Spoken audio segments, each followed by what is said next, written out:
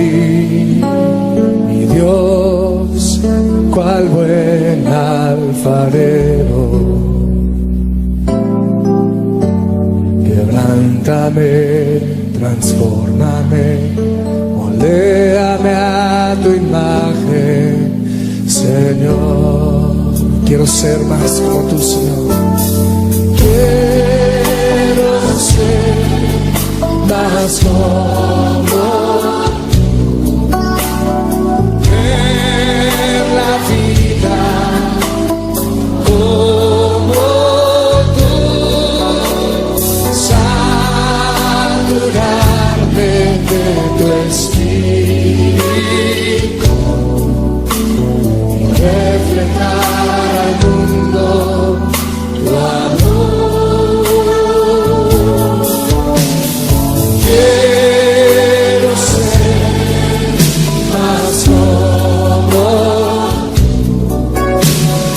ver la vida como tú, saturarme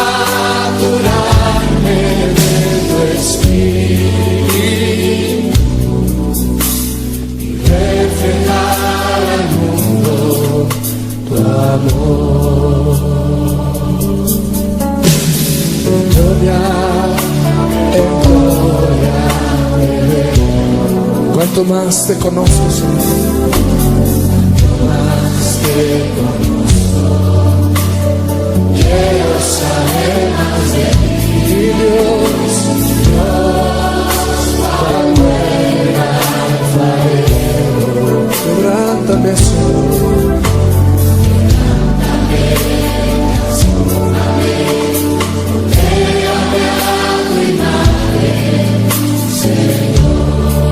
Quiero ser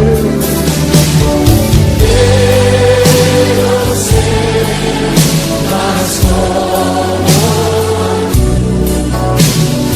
ver la vida como tú, saturarme de tu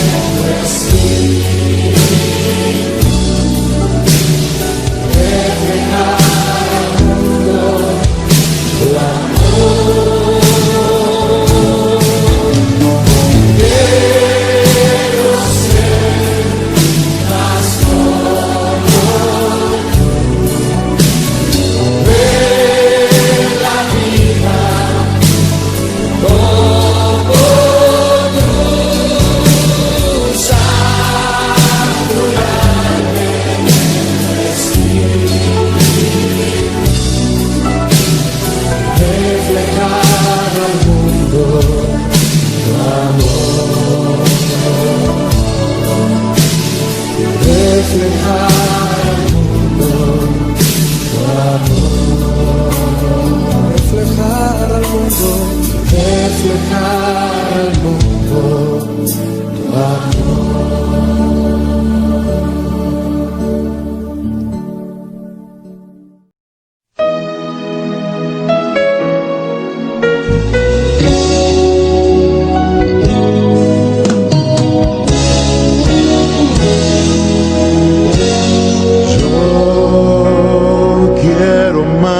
de ti.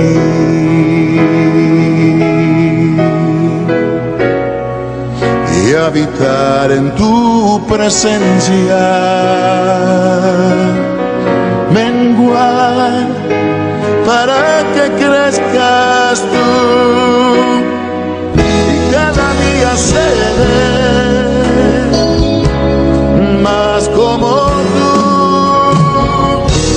Quebranta mi corazón, quebranta mi vida, te entrego mi voluntad a ti. Todo lo que soy, Señor, todo cuanto tengo es tuyo.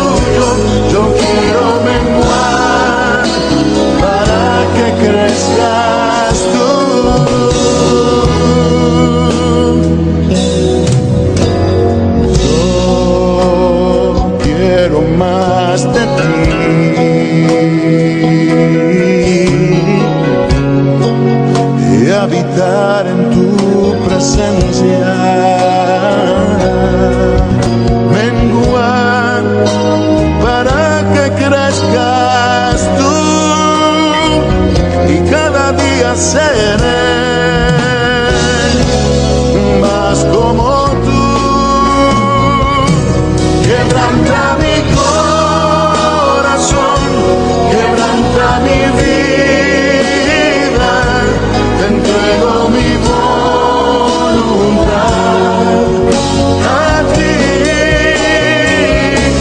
Todo lo que soy, Señor, todo cuanto tengo es tuyo. Yo quiero menguar para que crezcas tú. Quebranta mi corazón, Quebranta mi vida, transfórmame a ti, Señor, solo a ti. lo que soy, Señor, Todo cuanto tengo es tuyo.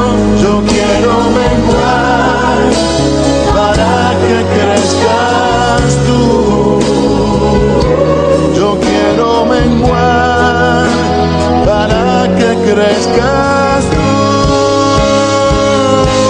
Yo quiero menguar para que crezcas tú, Jesús.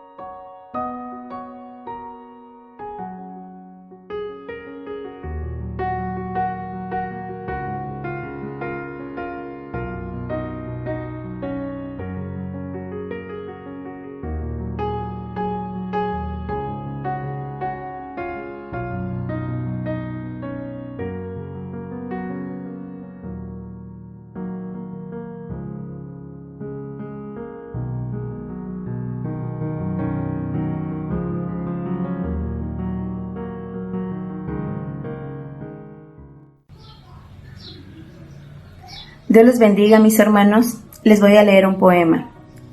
Jesús, si tú eres el Maestro, ¿qué nos quieres enseñar? ¿Por qué adorarte y amarte? Eso es fundamental. No viniste solo a estar unas horas en la cruz.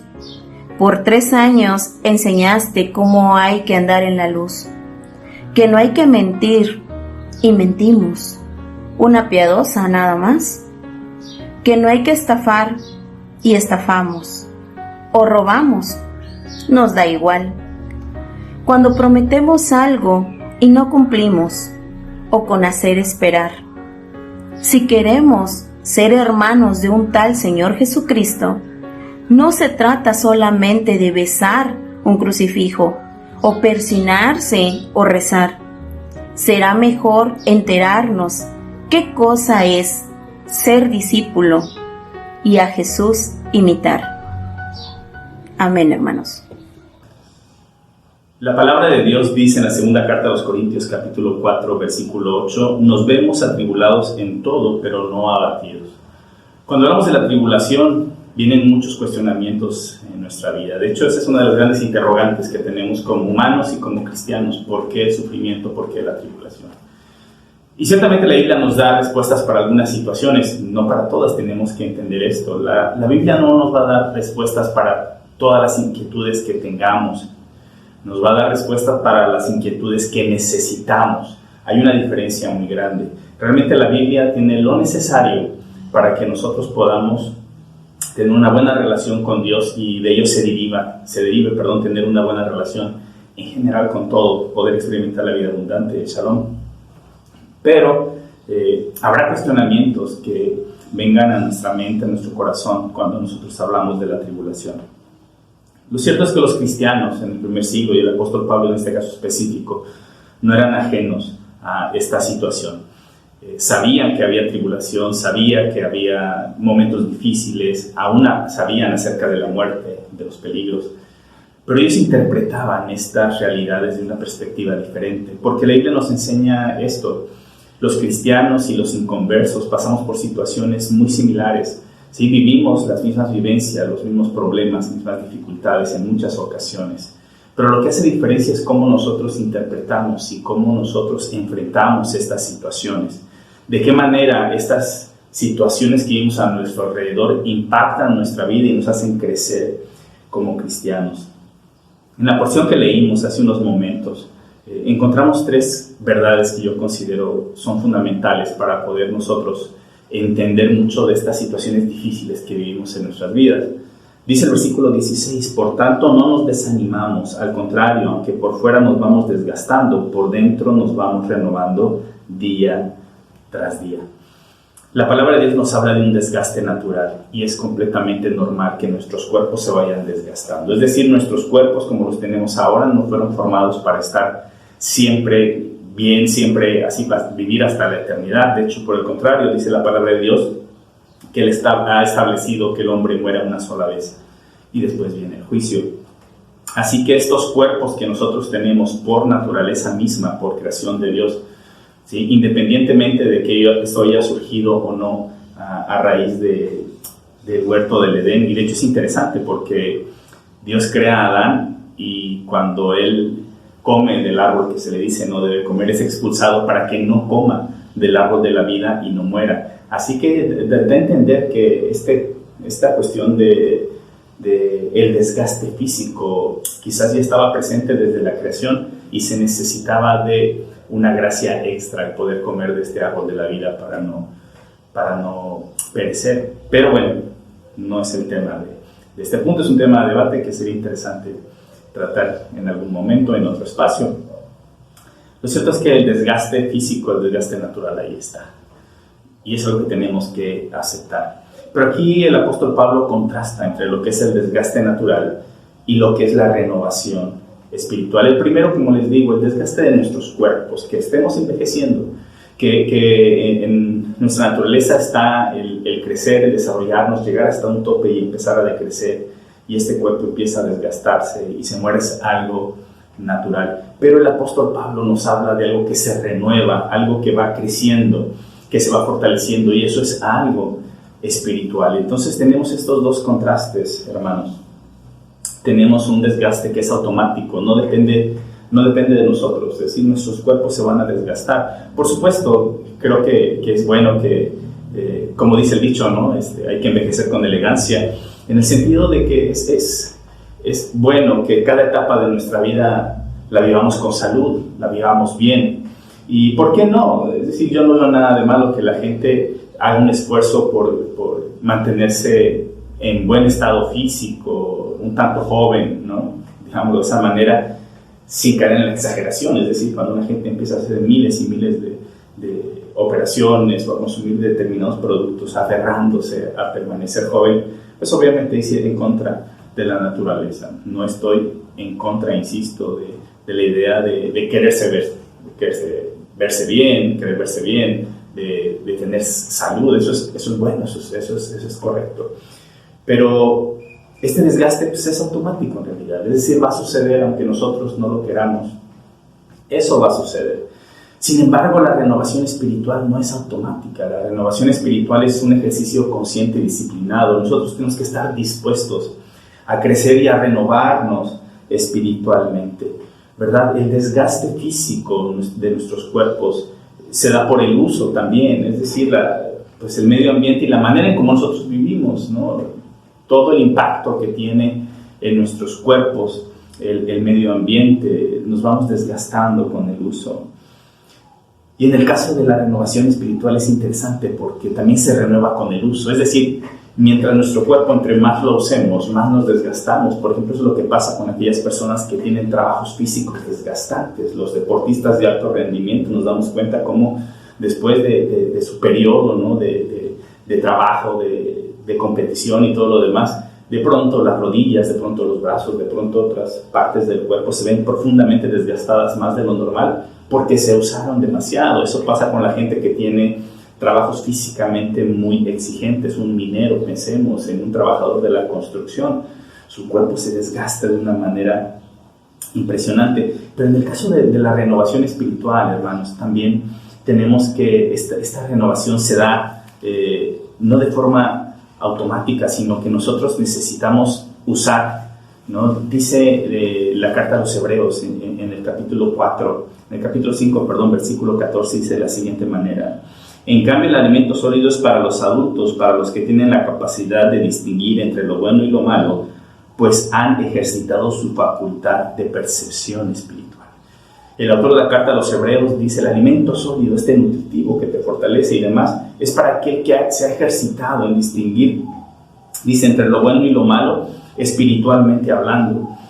Es decir, entre nosotros más ejercitemos esta guía del Espíritu Santo en las decisiones que nosotros tomemos cada día, nosotros vamos a renovarnos y a madurar espiritualmente, porque está hablando de un alimento que renueva, que fortalece.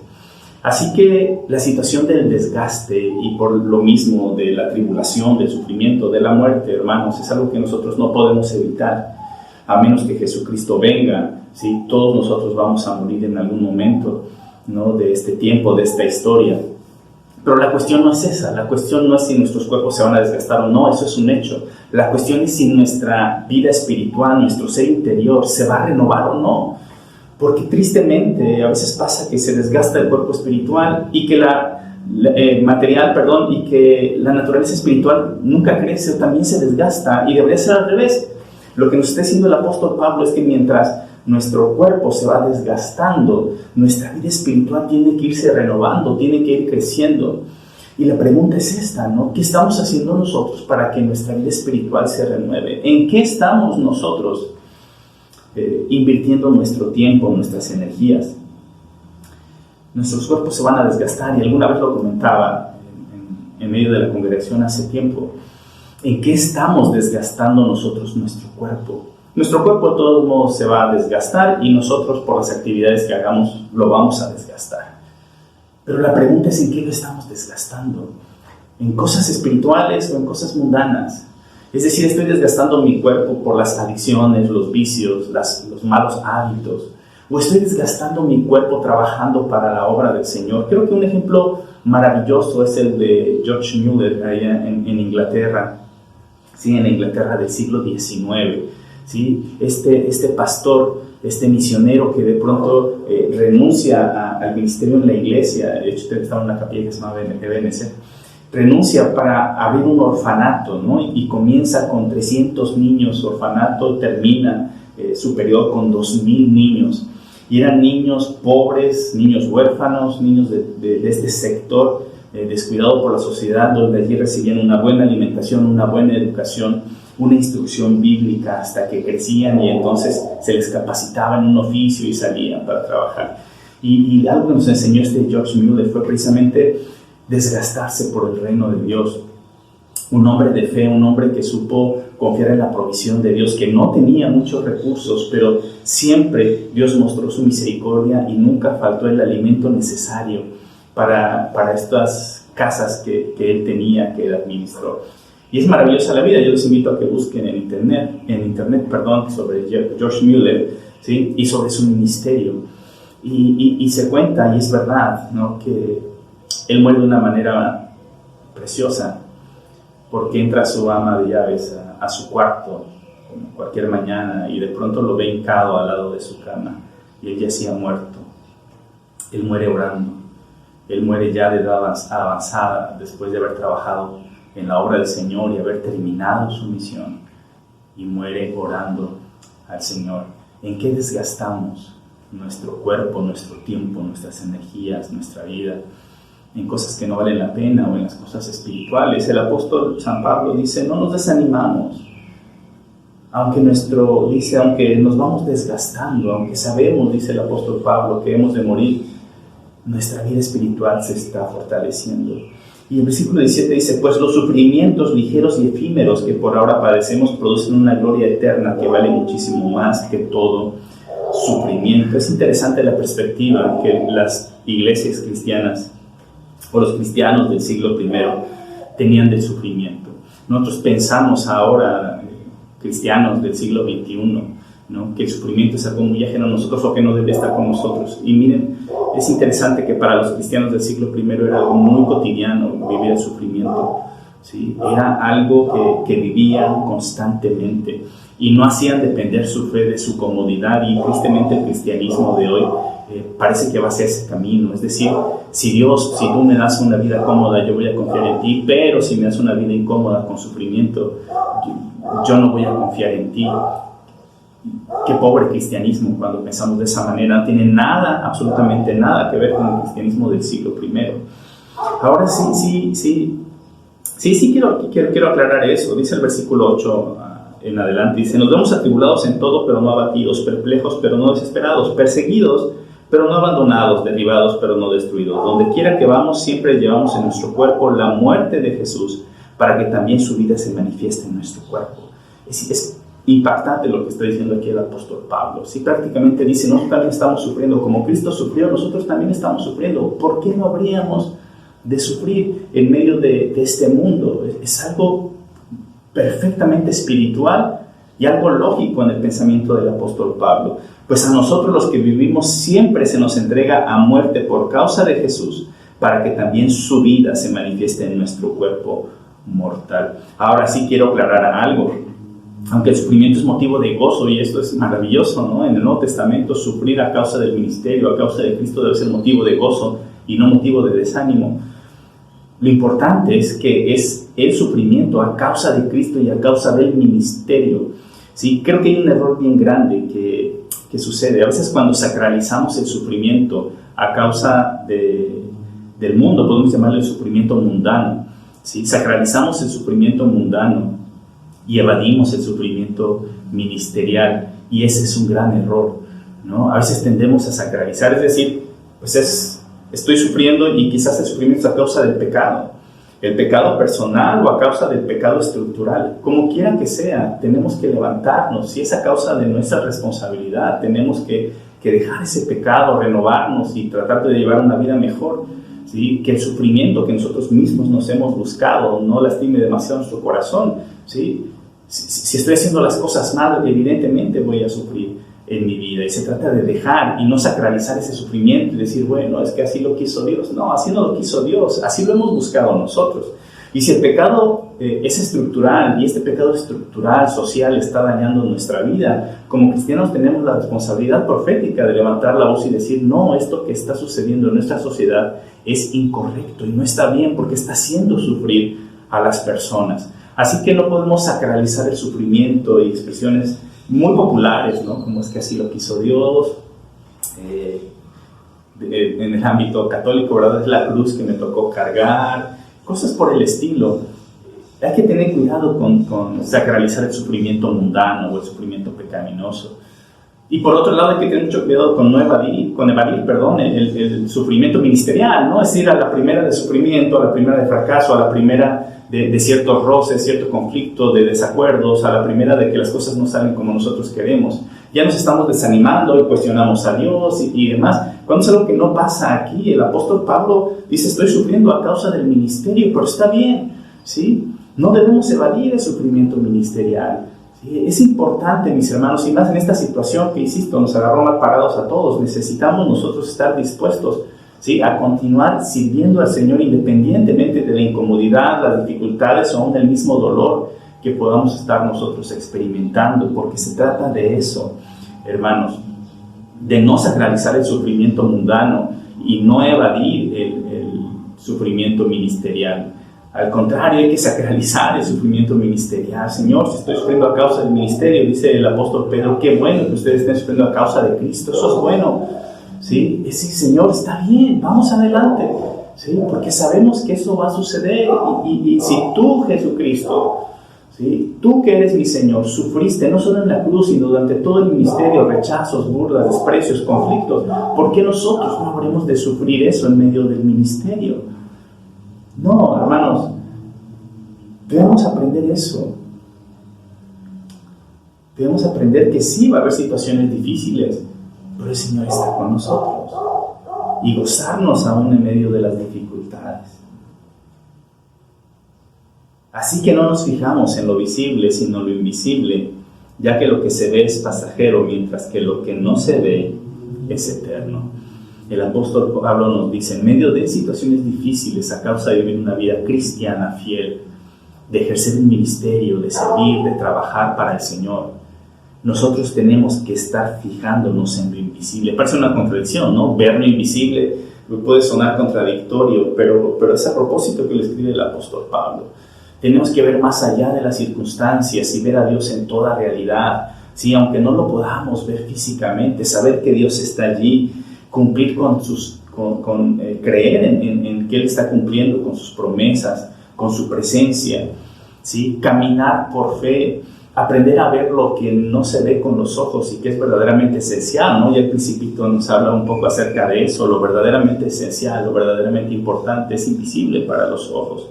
Y ahí es donde nosotros tenemos que apuntar hacia las cosas eternas, pero también hacia las cosas más profundas, el amor, la misericordia, el perdón, ¿sí? Que no se ven a simple vista y que tenemos que profundizar en ellas, ¿sí? Las cosas que nosotros trabajamos para el Señor, que muy probablemente no veremos mucho del fruto que nosotros hagamos, pero el Señor está haciendo la obra en el corazón de los demás y tenemos que poner nosotros la mirada en el Señor, ¿sí? En las cosas que no se ven como si las viéramos y confiar en que van a llegar y vamos a confiar que estarán, ¿sí? Yo sé que, por ejemplo, esto se está extendiendo demasiado, esta pandemia, pero tenemos que confiar, y yo puedo ver a la congregación una vez más reuniéndose más adelante, ¿sí? Y eso debe ser maravilloso, y a veces lo pienso, hermanos, o sea, la iglesia va a permanecer, no sé si yo, pero la iglesia va a permanecer, y tenemos que confiar en eso, y veo una iglesia renovada y fortalecida y transformada a través de esta experiencia, ¿sí? Pero tenemos que renovarnos espiritualmente, hermanos, ya no podemos ser los mismos que éramos hace 4 o 5 meses, ¿sí? Tenemos que estar dispuestos a ser renovados en nuestra mente, en nuestro corazón, cambiar actitudes, ¿sí? Cambiar en la forma en cómo vemos las cosas, la manera en cómo respondemos a la tribulación, a los problemas, a las dificultades que trae la vida cristiana y el ministerio. Empezar a apuntar hacia las cosas que valen la pena, las cosas espirituales, las cosas que no se terminan en este tiempo, en esta tierra, sino que trascienden y que tienen que ver con las cosas que veremos en la gloria del Señor, dice el apóstol Pablo, ¿sí? Que este leve sufrimiento no se compara, ¿sí? Con todo lo que se va a producir en la gloria venidera, en la gloria eterna, hermanos. Así que en medio de las dificultades, a causa de vivir una vida cristiana, nosotros no podemos o no debemos perder de vista que es normal, es natural que nuestro cuerpo se desgaste, pero necesitamos renovarnos espiritualmente. Que si sufrimos en el ministerio, somos realmente bienaventurados, porque Jesús mismo también padeció a causa de su ministerio, y qué maravilla que nosotros podamos compartir eso con nuestro Señor Jesucristo. Pero lo que necesitamos en medio de estas situaciones es no poner nuestra mirada en lo contingente, sino en lo trascendente. No poner la mirada en las cosas que van a pasar, que se van a desgastar, que se van a echar a perder, las cosas pasajeras, sino en las cosas eternas, que son incorruptibles, que permanecen para siempre, las cosas que le agradan a Dios. Les voy a pedir que en este momento ustedes cierren sus ojos, por favor. Allí donde están, cierren sus ojos por favor. Y ya que han cerrado sus ojos, yo quiero que ustedes piensen en de qué manera cada uno de ustedes, y yo también, hemos desgastado nuestra vida, en qué hemos invertido nuestro tiempo, nuestro esfuerzo, cómo hemos desgastado nuestras manos, nuestras rodillas, trabajando para Dios o viviendo para el mundo. Me gustaría que pensaras ahí en tu lugar, que hicieras un compromiso con Dios, decirle: Señor, perdóname si en medio del sufrimiento, en medio de las dificultades de la vida o los problemas dentro del ministerio, no me he dado cuenta que soy bendecido, que soy bendecida. Señor, gracias también por estas situaciones difíciles, porque me permites a mí experimentar algo similar a lo que experimentó mi Señor Jesucristo. Dale gracias al Señor aún en medio de las situaciones difíciles en tu vida, a causa del ministerio, a causa de tu vida cristiana. Y haz un compromiso con Dios ahí en este lugar donde tú estás, ahora y los días que vienen, de invertir mejor tu tiempo, tus energías, tus recursos, tu cuerpo para la obra del Señor, porque eso le agrada a Dios. Señor bendito, delante de ti te decimos que no queremos desgastar nuestras energías, nuestros recursos y nuestros cuerpos en cosas perecederas, en cosas que al final se van a destruir y que se van a quedar aquí. Ayúdanos, Dios, a servirte y a invertir en tu reino, Señor, en buscar tus cosas, en buscar las cosas espirituales, Dios, en desgastarnos, invertir nuestro tiempo y energías en las cosas que valen la pena, las cosas que tú dices que valen la pena. Padre, ayúdanos a ser siervos fieles. Sí, Padre bendito, en tus manos ponemos nuestras vidas, en el nombre de Jesús. Amén.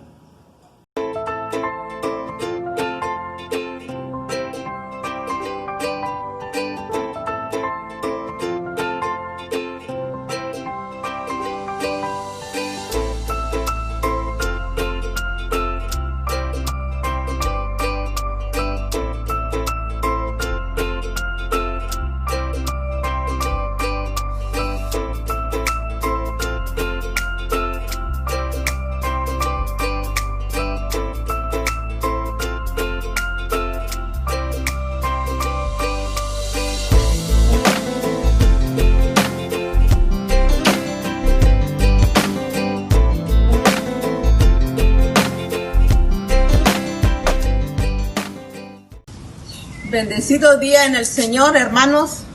Es momento de ofrendar y de diezmar. Ofrendar es un acto de adoración a Dios. Me voy a permitir leer el Salmo 96:8, que dice así: tributen al Señor la gloria que merece su nombre, traigan sus ofrendas y entren en sus atrios. Oremos, mis hermanos. Señor, estamos en tu presencia. Gracias te doy, Dios Todopoderoso, por esta hora, y te ruego bendigas las ofrendas que presentamos hoy delante de ti. Te pido, Señor, bendigas a aquellos que dan con alegría y los que no tienen que dar, Señor, bendícelos y provéelos de lo necesario. Te lo pedimos en el nombre de Jesús. Amén. Amén. Que tengan bonito día, mis hermanos. Dios los bendiga. Un abrazo.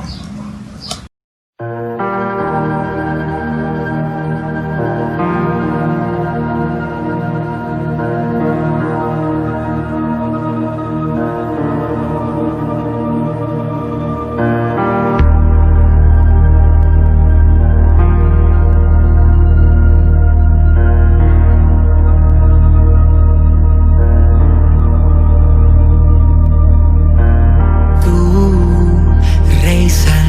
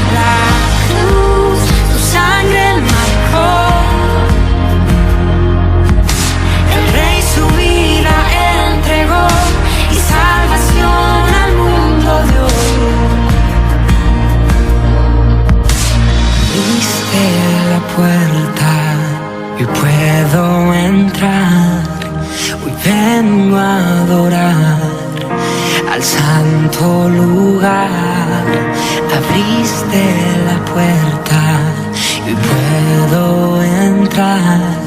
Hoy vengo a adorar al santo lugar. Abriste la puerta y puedo entrar. Hoy vengo a adorar al santo lugar. Abriste la puerta y puedo entrar. Hoy vengo a adorar al santo lugar. La cruz habla de amor, de cómo el Salvador dio todo por un pecador. La cruz, tu sangre marcó. El Rey su vida entregó y salvación al mundo dio. La cruz habla de amor, de cómo el Salvador dio todo por un pecador. La cruz, tu sangre marcó. El Rey su vida entregó y salvación al mundo dio. Su vida dio.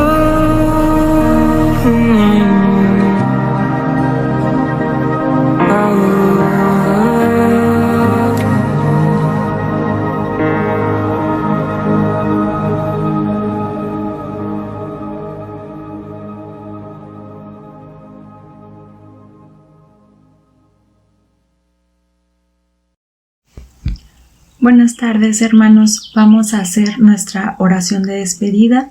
Les pido por favor ponernos en actitud de oración. Señor, en esta tarde te damos gracias por este tiempo que hemos compartido, que aunque ha sido a la distancia, Señor, nuestros corazones han estado cerca. Gracias a tu bendición, Señor. Te pido que te quedes esta semana con nosotros, que nos sigas dando salud, que nos sigas dando provisión, que sea tu gracia y tu amor, Señor, cada día en nuestras vidas.